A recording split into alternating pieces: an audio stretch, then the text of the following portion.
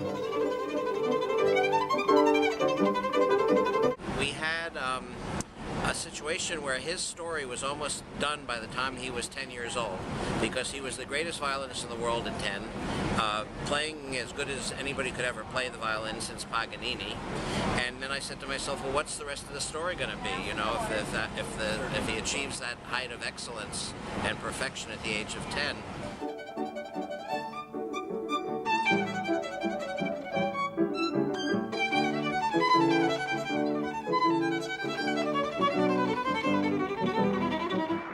I think Heifetz out-Pavarotti'd Pavarotti.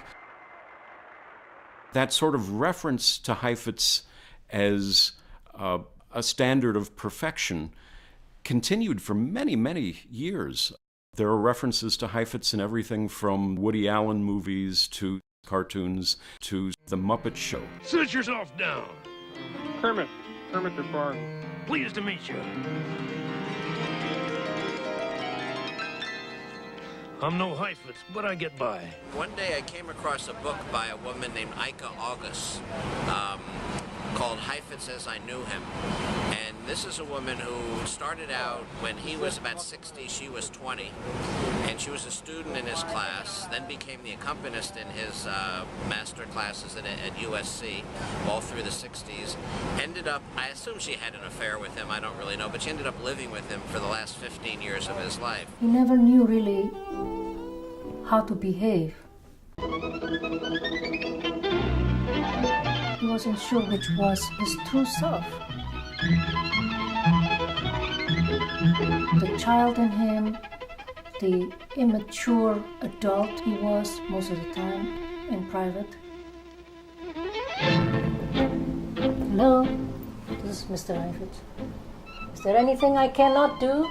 Once I knew, I called her up immediately. She lived in Los Angeles, and the beach house where she spent most of her weekends with Heifetz still existed, so we went out there and talked. And I realized once she gave me 3 or 4 days of shooting with her that I could tell the story about Heifetz through her eyes on a very personal level. Talk to him on the phone, I would say, oh my God, I can't believe I'm actually talking to God. I'm talking to Heifetz.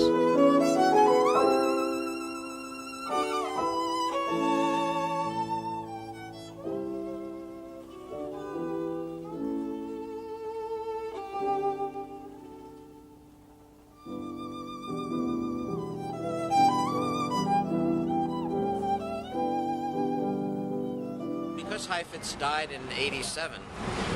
His real compatriots, the fellow violinists of the time, are pretty much all dead now.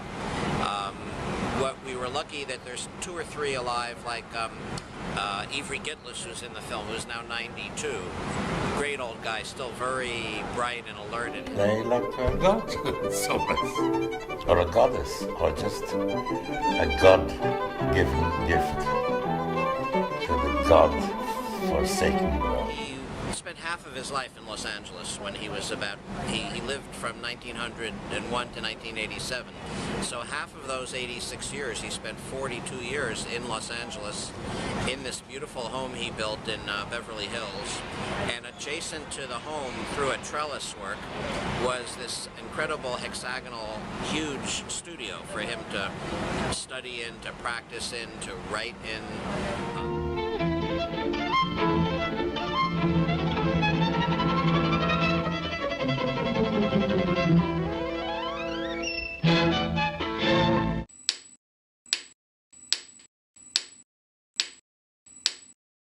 For people who have good or funny stories to tell. That's really what you're always looking for. So there was Ivry Gitlis and Ida Handel, who's a 90-year-old violinist living in Miami who still plays all over the place.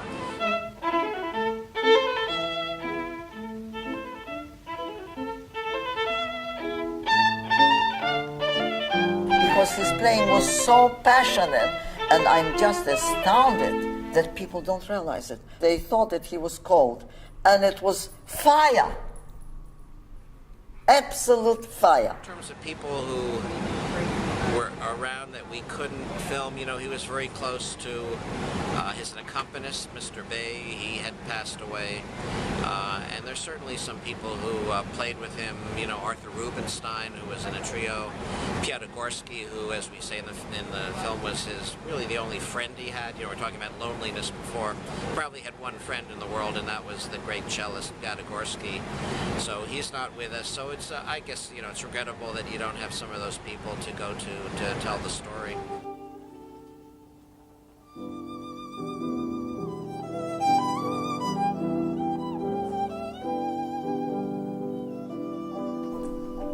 One would think it'd be a beautiful dream to play the violin like that.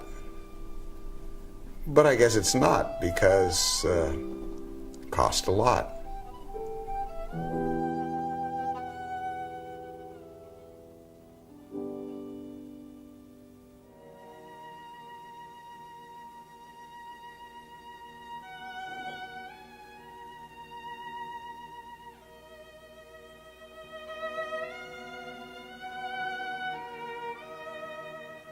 Sometimes people go on stage and maybe they hide what they feel from, you know, through their art. Their art is the way they communicate. Maybe the art is the way that helps them communicate, rather than a normal social way of communicating. He was a fragile man. He was a very lonely person. I mean, all his life, you know, everybody, you know, Heifetz.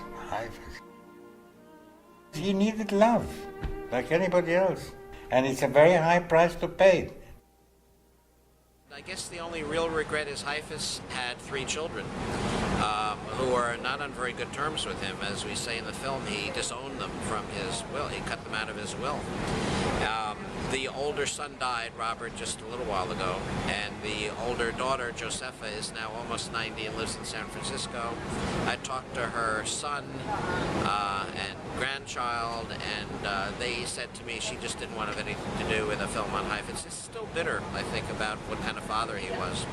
The youngest son from the second marriage, Jay Heifetz, is about 55, I guess, lives in Perth, Australia, and I really wanted to try to, even if it meant getting on a plane, which is a 24-hour trip to get to Perth. You got to have an around-the-world flight to get to Perth, Australia. I was still willing to do that, but he just, Mike just couldn't talk him into being in the film.